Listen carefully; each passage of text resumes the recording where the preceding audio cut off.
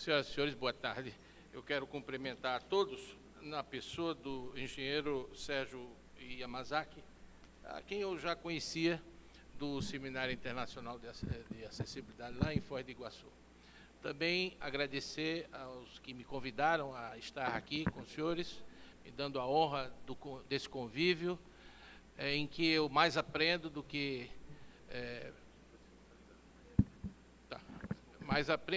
posso contribuir para a formação do conhecimento aplicado e transversal sobre inclusão. Também a alegria bastante significativa para mim de rever amigos e irmãos na causa comum pela defesa dos direitos das pessoas humanas e das pessoas com deficiência em particular, e por equiparação também das pessoas idosas. Dr. Gabriel Leger, Dr. Rui Piloto, Dr. Borges Reis, doutora Berenice e outros tantos. Bom, doutor Roberto, fala mais próximo ao microfone. Mais próximo, pois não. O doutor Borges Reis me pediu para falar algo sobre jurisprudência aplicada ao segmento. Nada obstante isso, é importante dividir essa apresentação em duas partes, porque os aspectos gnosiológicos de conhecimento sobre a plataforma desse assunto precisam ser bem sedimentados para a compreensão mais adequada das vicissitudes pelas quais uma sociedade como a nossa, intergrupal, desigual, sofre todos os dias. É preciso, antes de mais nada, reconhecer a importância do grupamento das pessoas com deficiência, a maior de todas as minorias. Mais do que isso, a complexidade de suas relações, de seus interesses, é representativa de todos os sócios, de toda a sociedade. Entre as pessoas com deficiência, há pessoas de todas as variações antropológicas, étnicas, culturais, ideológicas, enfim. De modo que estudar as pessoas com deficiência é estudar a própria sociedade em que esse grupamento está integrado. Não é? Deixa eu ver aqui. Bom. Opa.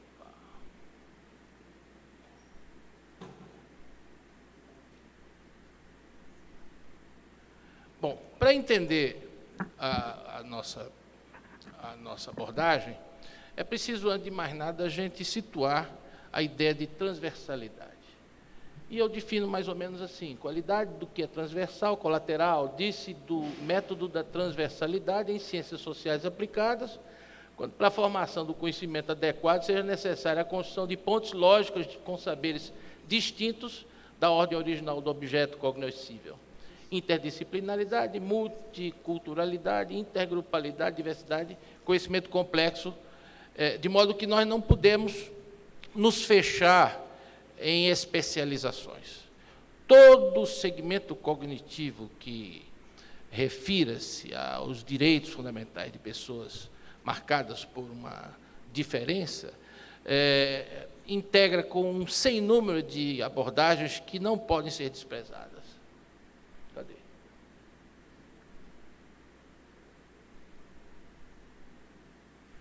Os princípios fundamentais da inclusão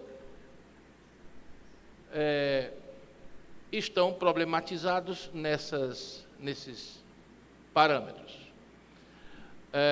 A exigibilidade, a migração epistêmica do integrativo para o inclusivo, porque até então as pessoas diferenciadas precisavam reagir às suas próprias dificuldades e buscar uma integração social, o que distingue da inclusão. A inclusão é a organização da sociedade para receber a todos indistintamente.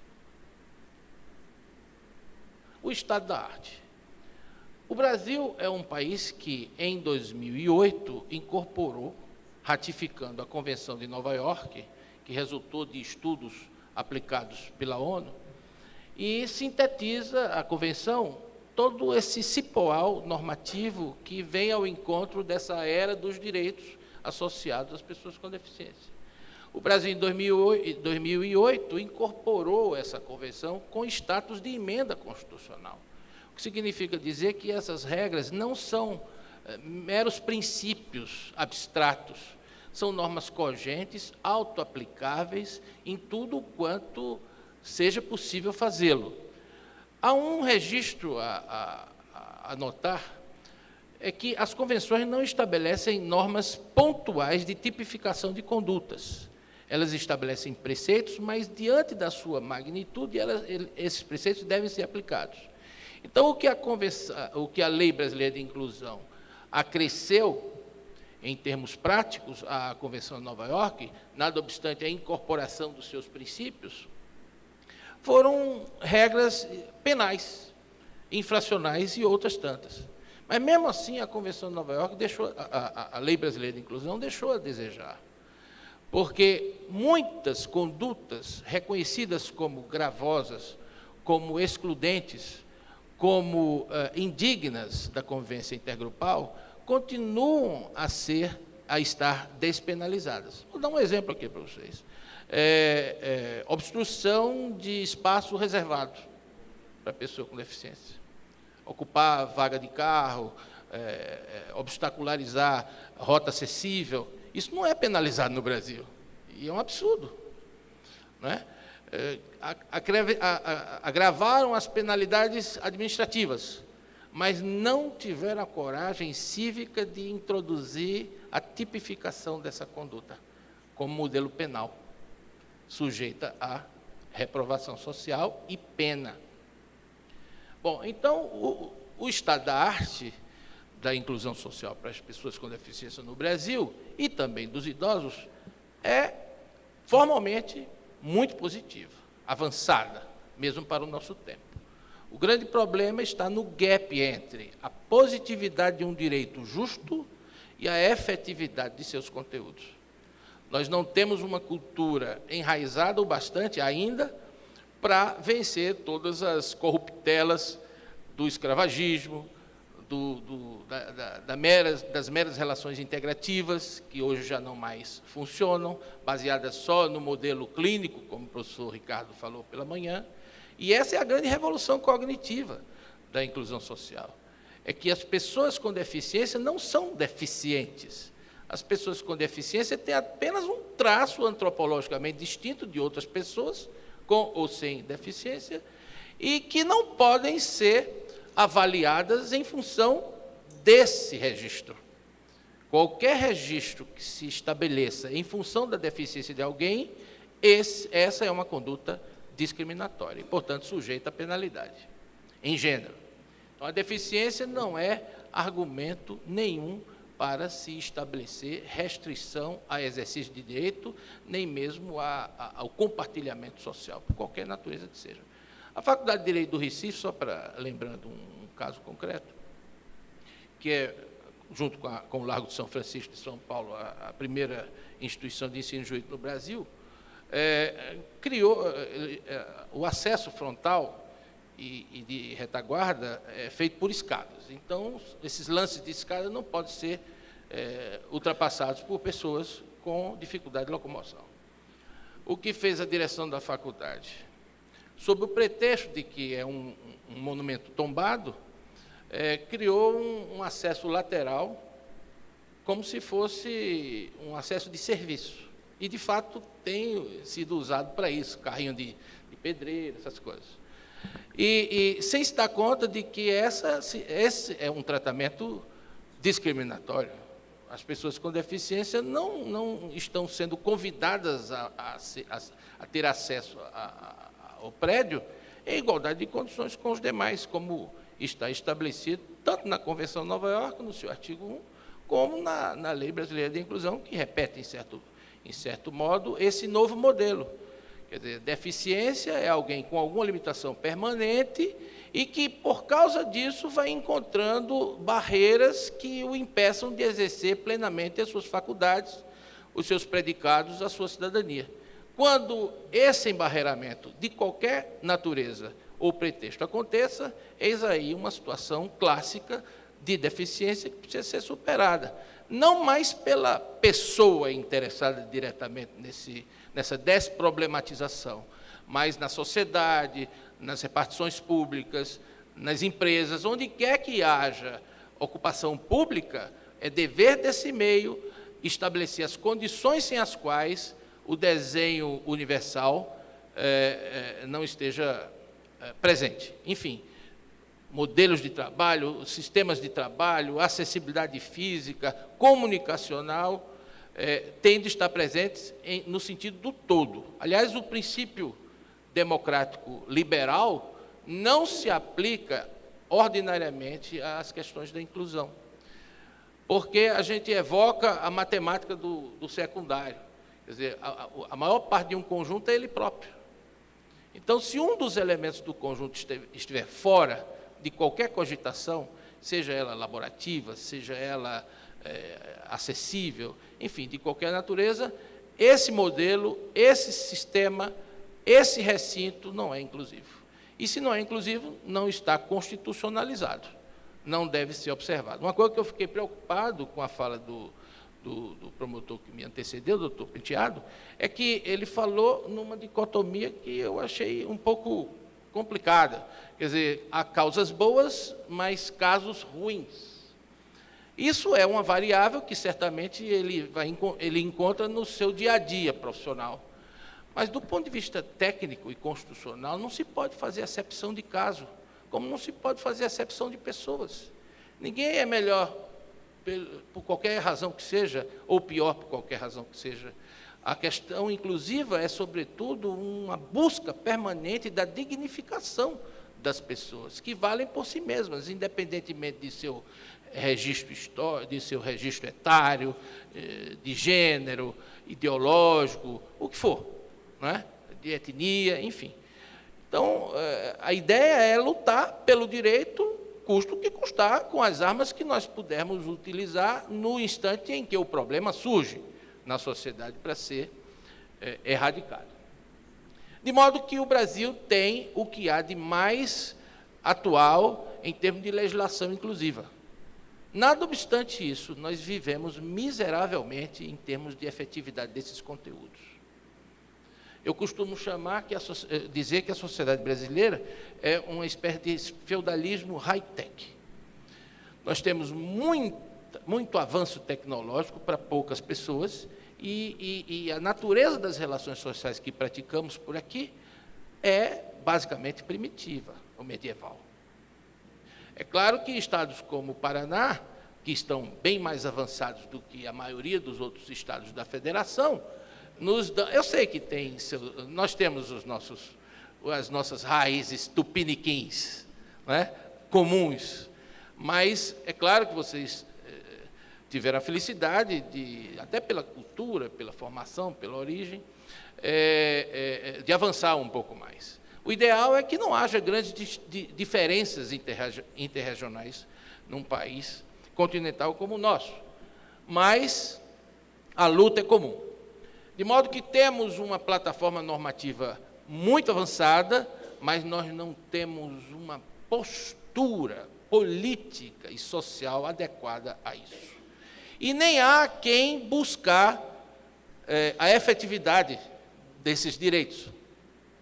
Sobre isso, em 2014, eu fui fazer uma palestra lá no Conselho Nacional de Justiça, para juízes do Brasil inteiro, juízes, desembargadores, ministros. Inclusive, estavam presentes alguns juízes aqui do Estado. E eu comecei a palestra perguntando sobre a Convenção de Nova York e, para minha surpresa, os colegas não conheciam a Convenção de Nova York.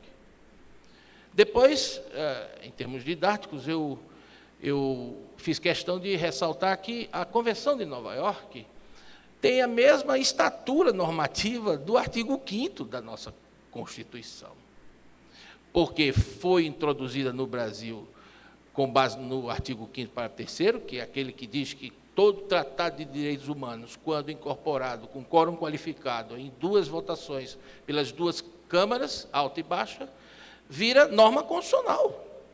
Isso significa, sabe o quê? Que essas normas não podem ser sequer revogadas, porque elas são cláusulas pétreas, porque elas são normas constitucionais. E no caso da Convenção de Nova York, nós também ratificamos o chamado protocolo facultativo, do qual poucos têm notícia. O protocolo facultativo, que é anexo à Convenção de Nova York, estabelece uma característica assim, singularíssima. Ela restringe a jurisdição interna dos países que o acolhem, o protocolo facultativo. Diz aqui, os Estados partes presentes no protocolo. Não tem o comitê considerará inadmissível a comunicação tal.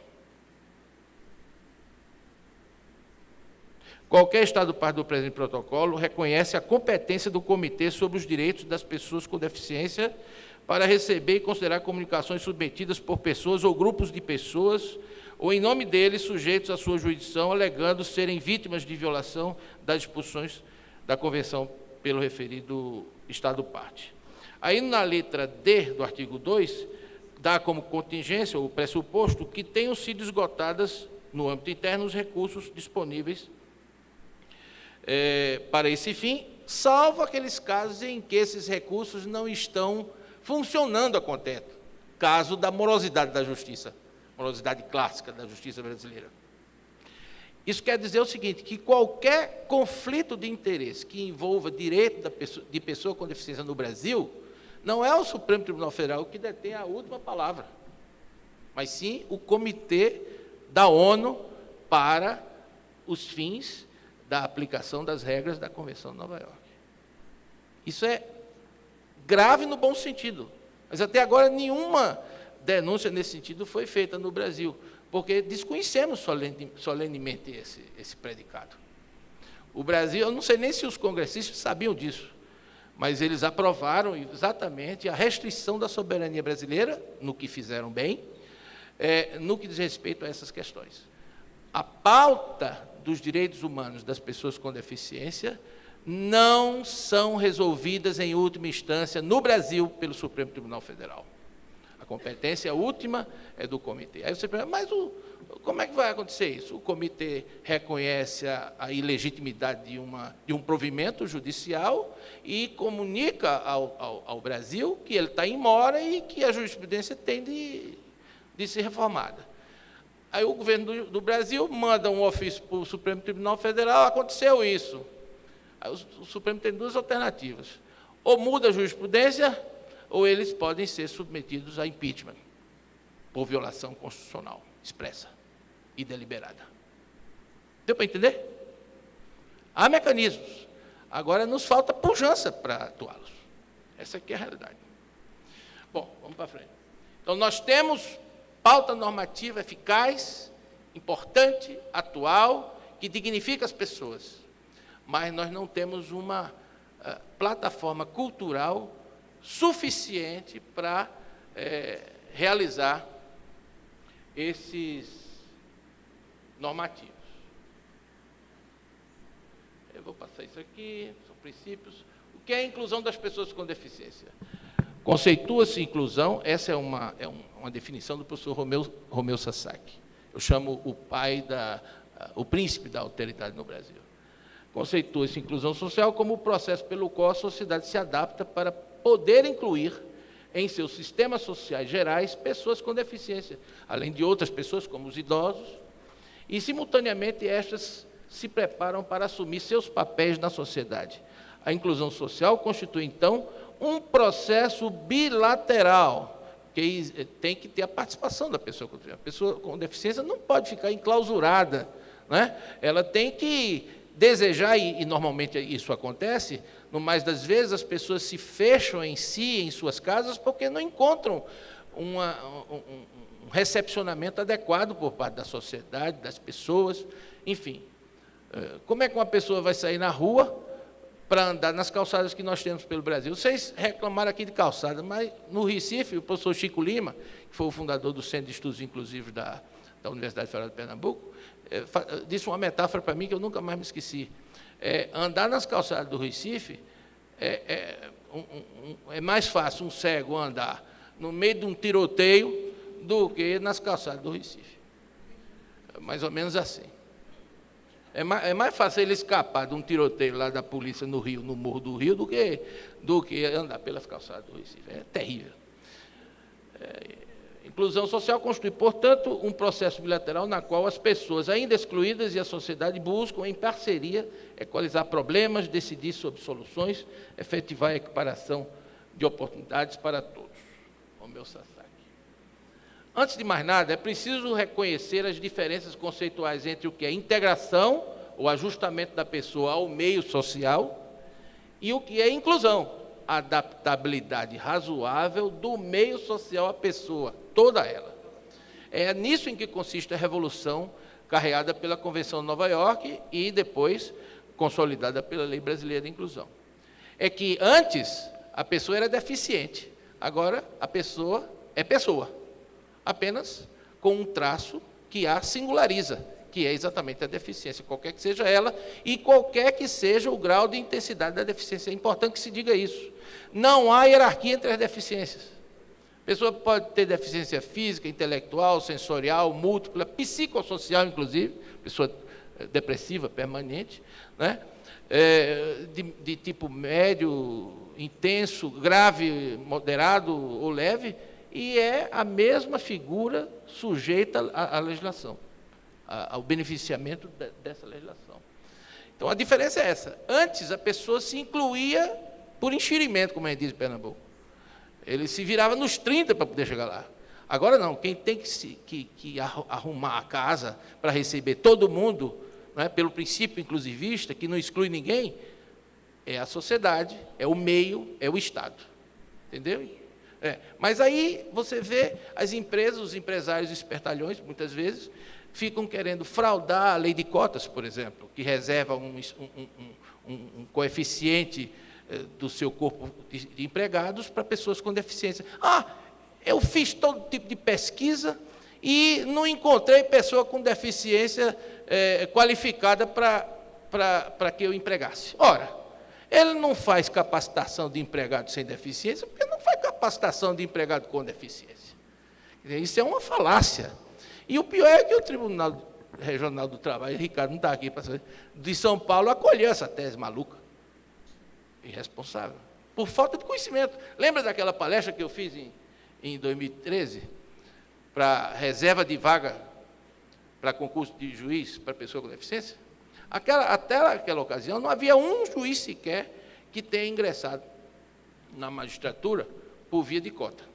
A presidente do Tribunal do Trabalho de Brasília, lá, chegou no fim, muito compadecida. Olhe, professor, aqui nós fazemos editais com reserva de vaga, tal, para juiz? Não, para os servidores públicos. Então, a pessoa com deficiência não pode ser juiz, pode ser servidor. Isso já marca essa cultura da qual eu estou me referindo e que choca com a normatização. As pessoas não têm sabedoria, vamos dizer assim, para aplicar adequadamente essas regras. Por isso que eu tenho um sonho, é o de formar nas universidades capacitadores e capacitados para esse exercício. Na pós-graduação da Universidade Católica, onde eu ensino, em Pernambuco, nós temos uma disciplina protótipo chamada Direito Inclusivo e Cidadania. Nós não ensinamos direito a esse povo. Nós enfatizamos o conhecimento jurídico dentro de uma perspectiva mais abrangente, mais universal, que é o que convém à inclusão. E o interessante é que advogados, promotores, juízes, defensores públicos, procuradores, saem de lá encantados, ficando contabilizando rota acessível, se apercebendo melhor das monstruosidades com as quais a gente tem de lidar todos os dias, não é isso, doutor Flávio? E essa é a grande ideia. E na época do Antônio José, que era secretário nacional, eu lutei muito. Você tem que estabelecer educação continuada para os formadores de opinião e também, sobretudo, para os operadores do direito. Nunca fui ouvido. Então, eu fico fazendo o meu trabalho de formiguinha e já é bom encontrar pessoas generosas como vocês aqui. Bom, sem essa compreensão, não é possível formar juízo abalizado a respeito de qualquer das inúmeras questões inclusivas que envolvam pessoas com deficiência. Esse problema persiste na judicialização dessa matéria e é por isso que a Convenção de Nova York possui um anexo, protocolo facultativo, do qual eu já me referi há pouco. Eu tenho cá minhas dúvidas sobre se o Congresso Nacional, quando ratificou a Convenção e o protocolo facultativo, porque a ratificação poderia ser de um e de outro, de ambos. A ratificação foi de ambos os documentos. Tinha o alcance tinha a percepção exata dessa relevância. Bom, esse quadro, ele mostra, mais ou menos, como se deu a evolução, até chegarmos ao conceito universal de inclusão. Na exclusão, que está associada à escravização, vocês veem que só um pequeno núcleo social estava ambientado na cidadania. Exclusão lembra escravagismo. Na sequência veio a segregação, que lembra o apartheid, né? Notem que eles eram reconhecidos como pessoas, mas não podiam compartilhar dos benefícios da sociedade. Viviam lá o seu mundo, a látere. Depois, esse grupo apartado foi integrado de forma segmentada no meio social. É a cultura da integração, que lembra preconceito e discriminação proativa e os guetos nova-iorquinos, por exemplo. E, finalmente, a inclusão, que evoca a liberdade e a vida plena em igualdade de condições para todos, sem exceção de ninguém, pois o conceito de maioria, pós-modernamente falando, é igual ao todo. Isso a gente lembra de matemática, né, primária, né? A maior parte de um conjunto não é a maioria dele. Isso é um registro liberal, democrático, que é utilizável para aferir a vontade da população, a vontade política da população e outros jogos. Mas, do ponto de vista da inclusão, ou é todo mundo ou não é ninguém. Se, por exemplo, eu estivesse aqui falando essas bobagens aqui para você, e não tivesse esse moço fazendo a tradução para língua brasileira de sinais, para quem dessa linguagem necessita, eu simplesmente me recusaria a fazer a fala, porque eu não poderia simplesmente condená-lo a não participar em igualdade de condições dessa... É a mesma coisa que acontece na sala de aula. Se a universidade não prover esses recursos, não pode. Porque você não... É a mesma coisa que excluir, segregar, escravizar as pessoas, qualquer que seja ela. A ABERT, Associação Brasileira de Rádio e Televisão, entrou, há alguns anos atrás, já depois do advento da Convenção, no Supremo com a ADIM, para suspender a obrigação legal de incluir na programação aberta, parece que num percentual, salvo engano, 40%, eu não me recordo, de audiodescrição, que é uma técnica assistiva para fazer com que cegos vejam, através da audição. Não é? E interessante que as pessoas cegas, quando a peça é audiodescrita, assimilam muito mais conteúdo do que a gente que enxerga. Um exemplo clássico é você assistir um filme com língua estrangeira, para você ler a legenda, você não, às vezes perde por conta das imagens, né? Você prefere ver as imagens a ler o texto da legenda. E aí você sai do filme tendo que assistir de novo, porque não assimilou todo o conteúdo. Um cego que assiste a mesma peça fílmica com audiodescrição sai muito mais ricamente informado do que nós outros. Entendeu? Parece que o Reis tem programado uma experiência dessa aqui amanhã, não é? Enfim, então o ministro Marco Aurélio simplesmente deu essa liminar, no sentido de suspender. E o argumento é o mais cruel do mundo. É uma barreira atitudinal, um preconceito de natureza econômica. É custo. O custo é alto para montar o sistema de audiodescrição no percentual exigido pela lei. Aí, por causa disso, o ministro chegou e disse que era inconstitucional. Quer dizer, direitos humanos valem menos do que a capacidade de investir das empresas que estão legalmente obrigadas a fazê-lo. Onde é que nós estamos? Que Supremo é esse? Não, sim, claro, eu disse aqui ao meu amigo ali que o maior aliado das pessoas com deficiência é o acaso. Basta que alguém sofra um contratempo, um sinistro, e que vivencie as limitações que decorram disso, para começar a compreender as dificuldades pelas quais todo mundo sofre. Agora, isso não exclui as pessoas sem deficiência que tenham sensibilidade, não é? Que esse é o futuro. Acessibilidade sem cidadania, portanto, é uma construção inútil. Não adianta garantir rota acessível se o sujeito pega e estaciona o carro na frente. Não é? Só serve mesmo para ganhar propina. O pessoal ganha. Aliás, são duas barreiras atitudinais severas, macrodinâmicas, que nós temos no Brasil. É a corrupção endêmica e a burrice. Nós temos que enfrentar isso, né? Em matéria de inclusão social, a ordem é descolonizar e reinstalar a cidadania para todos. Uma tarefa indissociável do Poder Judiciário no Estado de Direito e democrático, a todos os demais órgãos do poder público e a sociedade em geral. Então, naquele caso, o empregador disse que não tinha pessoa com deficiência para ocupar os espaços. E o tribunal chegou e foi compassivo com isso. E mandou às favas o cidadão. Porque, por alteridade e transversalidade, não se relativiza e nem se negocia direitos humanos. Radicalidade. Por isso que eu digo, quando o doutor Penteado falou que havia causas que eram teses boas e casos maus, eu fiquei sem compreender. Eu me lembrei de Rudolf von Jhering, A Luta pelo Direito, que afirma o caráter das pessoas em geral, da cidadania.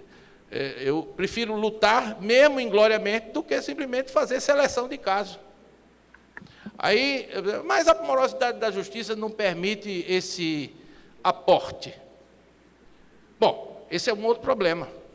Então, porque nós estamos numa situação de miserabilidade institucional, motivada da corrupção sistêmica ou da burrice também, eu vou abrir mão da minha responsabilidade cívica, patriótica e moral até, de me autoafirmar como cidadão. As pessoas com deficiência, sobretudo as mais severamente limitadas, têm medo de sair às ruas, têm medo de exercitar sua cidadania, mas não é por falta de vontade, não. É porque a consciência da inapetência ou da hostilização geral a que eles vão ter de enfrentar é radical. Pode perguntar a uma pessoa, né? Uma pessoa com paralisia cerebral, por exemplo. O sujeito que conversa com ele acha que ele é maluco, que tem deficiência intelectual. E, na realidade, isso é uma falsidade. Pessoa com deficiência, com paralisia cerebral, tem dificuldade de locomoção, de fala, mas tem as suas faculdades perfeitamente íntegras, a não ser se for o caso de uma deficiência múltipla, né? Então, esse cidadão sofre terrivelmente, sofre com a limitação e sofre com o fato de ser tomado como estúpido, como idiota ou louco. Está entendendo? E nós não temos, as pessoas que não têm deficiência, não têm aquela sensibilidade, a alteridade para tentar, com um pouco de cuidado, não é perda, é ganho de tempo, compreender melhor, porque as pessoas têm o seu ritmo. E é isso que tem que ser encarado seriamente. Bom, aí chegamos à parte dos julgados.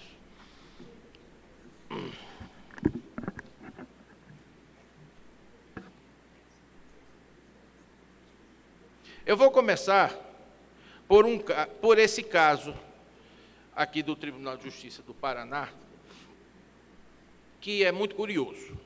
Trata-se de eu não vou dizer o nome, nem citar a comarca, mas trata-se de um juiz com deficiência física, por amputação de membro inferior, e que se habilitou para o concurso de promoção para uma comarca mais elevada e invocou a Convenção de Nova York em seu benefício.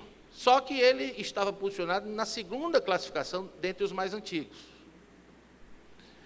Aí um desembargador sensível ouviu a minha palestra lá em 2013, ligou para mim, lá para Recife, e pediu orientação. Eu mandei um parecer para ele e disse que recomendava que o tribunal estabelecesse aquela avaliação multiprofissional estabelecida na Lei Brasileira de Inclusão, para medir, por aproximação, ficção legal, o tempo de esforço que a pessoa teria de enfrentar para alcançar os mesmos objetivos. E, estabelecendo-se essa pauta, montar a equalização de uma antiguidade baseada nesse registro inclusivista. Bom, o único que defendeu essa tese foi o desembargador que me consultou. E o tribunal, ao contrário, insinuou, inclusive, que o colega estaria tentando se locupletar em função da sua deficiência. Imaginem os senhores. A quantas anda a falta de sensibilidade e até de respeito humano. Esses desembargadores simplesmente não conhecem a Convenção de Nova York, nem a Lei Brasileira de Inclusão, e nem têm a mínima vivência sobre isso. Como é que a gente vai esperar que os direitos da gente sejam respeitados se a comunidade dos juízes são essa tábula rasa nessa matéria, que é atual e que está presente em todo o planeta? Nós somos 47 milhões de brasileiros, só no Brasil, a maior de todas as minorias. É voto que não acaba mais, para botar presidente, tirar presidente, o diabo. Só que a gente está lá, na relação de vulnerabilidade assumida por conta dos medos, né, em função dessa sociedade hostil que a gente tem que enfrentar todos os dias. Bom, aí me lembrei de volta do diretor da Faculdade de Direito do Recife. Além de o sujeito criar essa abertura lateral, criando uma subcidadania para as pessoas com deficiência, ainda exigiu prova clínica da deficiência do cara para poder receber a senha de acesso na porta da Faculdade de Direito do Recife. Não. É a falta de completa e total. Noção, não tem noção.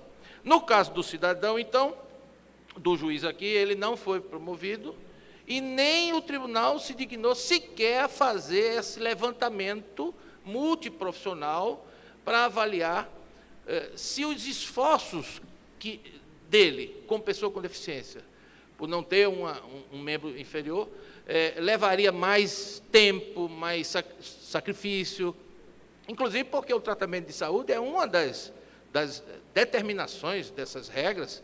Então, onde quer que essa pessoa precise de um apoio clínico mesmo, para fisioterapêutico, para dar a ele mais eficácia no trabalho que ele, porventura, vier a exercer, isso não é um exercício de filantropia, não, uma coisinha para coitadinho, não. É um dever do Estado, da organização onde ele está inserido.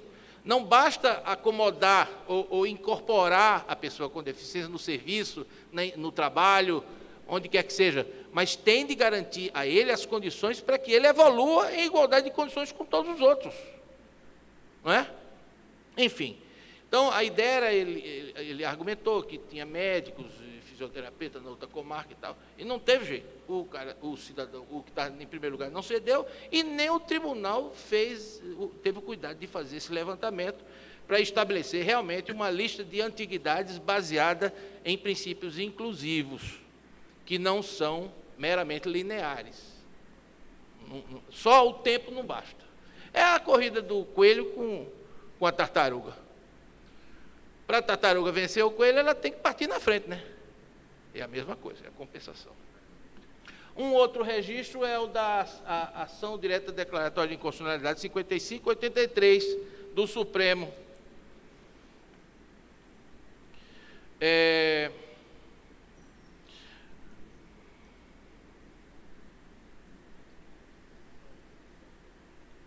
O Conselho Federal da Ordem dos Advogados do Brasil ajuizou a ação direta de inconstitucionalidade para questionar o dispositivo da Lei 9250/95, que ao prever relação de dependentes, excluía as pessoas com deficiência que trabalhassem, que estivessem no mercado de trabalho.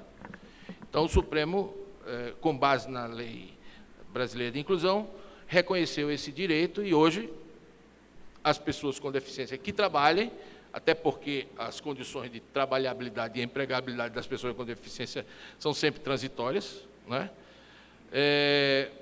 Podem ser incluídos na relação de dependência.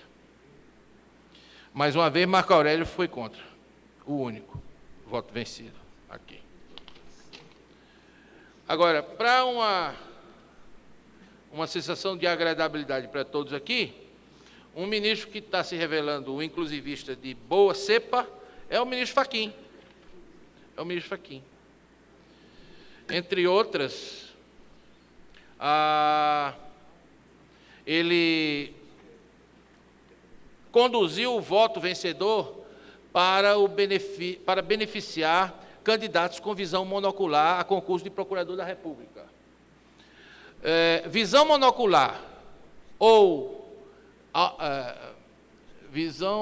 audição monocular ou visão unilateral são quadros de deficiência. Podem não ser tão severos como o cego total ou o surdo total. Mas a Convenção de Nova York, nem a Lei Brasileira de Inclusão, estabelece acepção de deficiência, nem muito menos critério de hierarquização.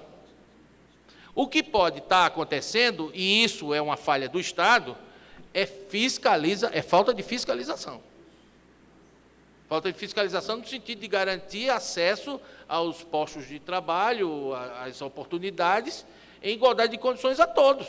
Tanto é assim que entre eles próprios, entre os próprios cegos, os próprios surdos, há uma brigalhada corporativa lá dentro. Tem gente que diz que pessoa com visão monocular ou audição unilateral não são pessoas com deficiência, e são, rigorosamente. Não é verdade? Agora, o Estado é que não está controlando, ou porque desconhece, ou porque não está interessado. Não é?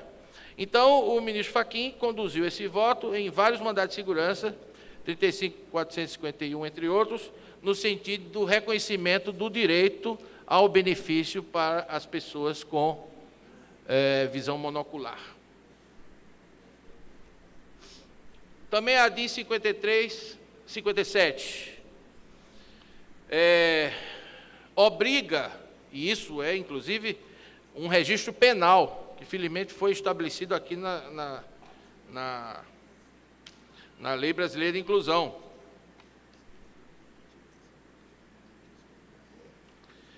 É o fato de uma criança com deficiência ter o direito de ser aceita em escola privada, independentemente do pagamento de taxas extras ou de acrescentamento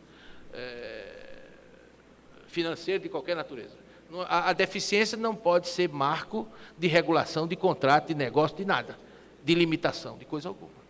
Então, toda vez que o Estado, a escola, a empresa, o que for, estabeleça como eixo de definição restritiva de direito a condição individual, a deficiência da pessoa que ela ostenta, isso é inconstitucional. E caracteriza, mais do que tudo, como o professor Ricardo disse pela manhã, crime de 1 a 5 anos. Está procurando aqui. Acho que está aqui, quer ver?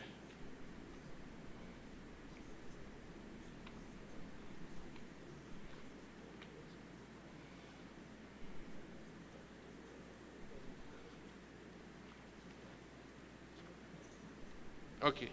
Constitui crime punível com reclusão, não é nem pena de detenção, de 2 a 5 anos, recusar, cobrar valores adicionais, suspender, procrastinar, cancelar ou fazer cessar a inscrição de aluno em estabelecimento de ensino de qualquer curso, grau, etc., em razão de sua deficiência. O interessante é que as crianças não têm preconceitos. Se você larga os meninos, eles encontram os caminhos de chegar ao ideal comum, informacional, cognitivo. É impressionante isso. Quem põe preconceito nas crianças são os adultos. São os adultos. É impressionante isso. Então, aí vocês poderiam perguntar, mas essa escola não tem capacidade para dar, vamos dizer assim, um tratamento especial a uma criança autista, ou uma criança tetraplégica, ou uma criança com síndrome de Down, ou uma criança cega ou surda? Feche. Não lhe resta outra alternativa. Se o empresário abrir a boca para dizer que não pode receber uma pessoa com deficiência para atender ao serviço a que ele se presta, fecha as portas, porque ele não tem competência para isso. Antes que venha a ser preso em nome da lei. Com relação a essa história de caso bom e caso ruim, a minha política é tolerância zero. Eu não admito que em pleno século, sei lá, 21, né? 21, nós ainda possamos conjecturar da relativização dos direitos humanos, como se a dignidade fosse mercadoria, pudesse ser relativizada, como se a gente pudesse, toda hora, todo instante, estar fazendo escolha de Sofia. Lembra da história da escolha de Sofia? Não é? A coisa mais cruel do mundo é um médico ter que escolher quem vai viver e quem vai morrer, por falta de aparato médico para cuidar de todo mundo em igualdade de condições. É triste isso. É basicamente a mesma lógica. Então, o ministro Toffoli tem bastante consciência inclusiva. Eu fiquei muito satisfeito de saber disso. Aliás, eu concorri com ele para o Supremo. E o que me surpreendeu, o que me causou agrado, foi ver que o nome dele foi incorporado pela unanimidade da sociedade paranaense. Isso, vocês não sabem a importância que isso tem. Isso marca o perfil dele atual e futuro. O fato de o ministro ter sido alavancado na sua carreira por toda uma sociedade ilustra a funcionalidade com a qual ele vai se desincumbir de suas tarefas. É por isso que ele tem feito a coisa certa até agora. Entendeu? É muito interessante isso. Direita, esquerda, centro e baixo, ele foi indicado por toda a sociedade. Eu falei do Fachin. Claro, Toffoli não. Está doido? Não, o Toffoli é o contrário. O ministro Toffoli, com perdão da ausência, é a antinomia da justiça brasileira. Ele num perfil e o outro, o Gilmar Mendes, no outro perfil. Um que se acha Deus e outro que vai na corrente. Enfim, mas eu trouxe um caso aqui do Toffoli, é o mandado de segurança 34.414. Ele considerou inaplicáveis as regras da Convenção e da Lei Brasileira de Inclusão àqueles que apresentem transtorno do déficit de atenção hiperativa, TDAH. Assim, linearmente, de forma chapada, sem considerar as especificidades de que essa causa, e não a deficiência, porque a enfermidade, a patologia não é a deficiência. Pode ser uma causa que gera deficiência. Então, sem essa abordagem, ele não podia analisar. O TDAH pode, de algum modo, encontrar barreira na sociedade. Ele pode ser, por conta do trejeito, da forma como ele se comporta, ele pode ser objeto de discriminação. E, nesse caso, ele é realmente uma pessoa com deficiência. Essa foi a decisão conduzida pelo Toffoli, inteiramente descolada do sentido, do significado e dos objetivos contemplados pela Convenção de Nova York, que tem caráter universal, e, no nosso caso, que adquiriu a dignidade de norma constitucional.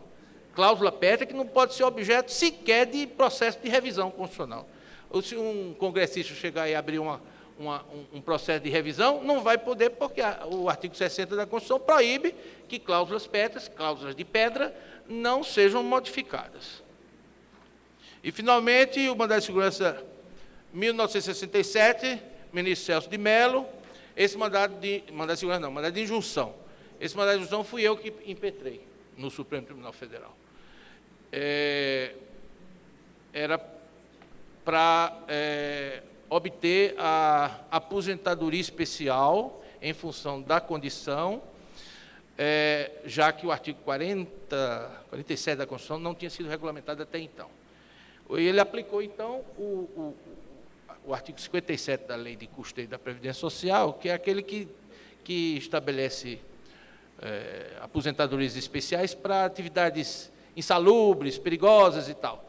E lá, no artigo 57, o legislador estabeleceu 3 tempos de contribuição, 15, 20 e 25 anos, dependendo do grau de perigosidade com a qual o empregado vinha trabalhar em clínica de radiologia e tal. Enfim, então essa foi a regra aplicada. A Advocacia Geral da União entrou com 3, 4, salvo engano, 4 embargos de declaração, dizendo que essa decisão era inexequível. Inexequível porque não se tinha como fixar um parâmetro entre esses 3 tempos estabelecidos pela lei previdenciária, de custeio da Previdência Social, quando o caso era de concessão de aposentadoria especial pelo simples fato da condição de pessoa com deficiência. Bom, para resolver esse problema, você vai para o direito tributário. É simples. Na dúvida, profisco. Então, se eu estou em dúvida entre 15, 20 e 25 anos de contribuição, vale o maior tempo, que é o que mais favorece a entidade fiscal. 25 anos. E foi assim que se procedeu. E eles só deixaram de repetir os embargos de declaração depois que Celso de Mello ameaçou impor multas. Só que Rosinha da Defal, que foi relatora da Lei Complementar 142, que regulamenta a aposentadoria especial das pessoas com deficiência no regime geral da Previdência, no regime geral da Previdência Social, depois desse mandato de injunção, estabeleceu, a mando do governo, uma espécie de criteriologia de contribuições. Então, estabeleceu, na realidade, o que a Convenção não permite que se estabeleça, uma acepção de graus de deficiência. Então, para deficiência moderada, é tanto tempo. Deficiência leve é tanto tempo. Deficiência severa é tanto tempo. Na realidade, o que o governo queria era não gastar nesse meio. E ela disse a mim, ela chegou e disse a mim, mas como é que foi um negócio desse? Aí ela chegou e disse assim, olha, eu tive que fazer, senão não saía a lei. E eu já fiz também palestras lá no Senado, porque a lei que está em processo no Congresso para fazer a mesma coisa, regulamentar o artigo 47 da Constituição, para garantir a aposentadoria especial do serviço público, no regime próprio da Previdência Social, só não saiu ainda por conta dessa minha resistência lá. O senador Valdemir Moca, é o presidente da CAC, me levou lá no ministro da Previdência e tudo, mostrando a dificuldade, que eu estava dizendo que essa lei complementar não poderia ser reproduzida porque ela é toda inconstitucional, porque ela parte de um pressuposto que é inteiramente antinômico das normas convencionais e da própria lei brasileira de inclusão, que não estabelece hierarquia entre deficiências. Está entendendo? Então, na realidade, o que o Estado faz é o seguinte, empurra para a pessoa com deficiência, para o universo dos titulares desses direitos, uma inapetência que é do Estado. O Estado não tem como fiscalizar adequadamente, ou não sabe, ou não quer, ou porque usa os espaços públicos para fazer fisiologia, proselitismo político, fazer o que diabo for, menos o que deve, e aí joga para o cidadão a responsabilidade e o custo social, político e econômico de um desvario, que não pode continuar. Aliás, o Brasil é um país singular, né? Nós temos Doutor Roberto, infelizmente, nós já estamos na hora do debate, tá, né? Vou só concluir aqui. Nós temos um presidente que recebe bandido dentro do palácio, altas horas, para conversar amistosidade com ele, e agora há pouco, eu estava vendo aqui, vai para a televisão para dizer que o Procurador-Geral da República está com conversa mole. É por isso que as coisas não funcionam nesse país. Não é? Bom, nada de nós sem nós é o lema que é oriundo exatamente dessa construção que vem de todos os povos do planeta. Muito obrigado, desculpe aí as... Imagina aí.